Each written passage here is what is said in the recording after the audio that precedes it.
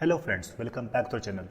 In this video, we are going to learn how to find the frequency of a set of numbers in the Excel sheet. Okay, so here I have total 100 set of numbers. It is a random number that has been generated here, and I have to find the frequency in the range of 10.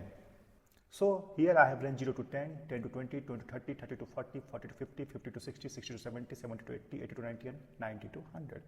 So here I have the bin of 10 to 100. Okay, so I will tell you the two methods here how to get the frequency in the Excel sheet.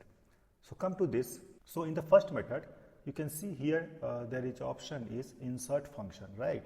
So when we go to the insert function, you will see a drop down here. Okay, so here first you go to the all, and when you go to the all, you have to search about the frequency. Okay, let's search frequency here. This is the frequency. So when you click on the frequency, you will get two options, that is the data array and the bins array. So in data array, you have to select the data first, and in the bins array, you have to select this bins. So let's select the data first.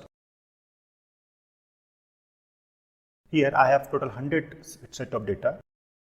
So I selected the data here, and then I will select the bin. So here I have the bin 10 to the 100 with the interval of 10, right?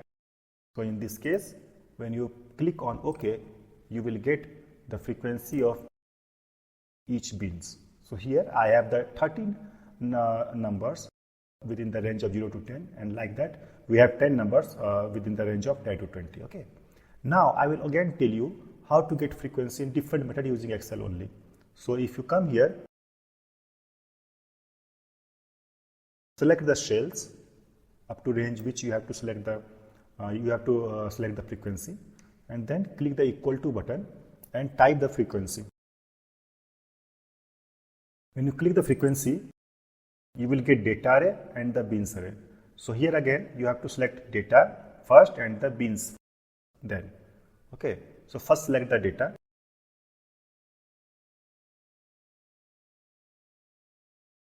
So I have selected the data, then put the comma, and now select the bin. Now I selected the bin. Now close the bracket and click the enter. Then also you can see you got the frequency of the data with the bin of interval of 10, right? So using this method, you can easily calculate the frequency of any set of numbers with any range. Okay. So thank you very much guys for watching this video. Thank you.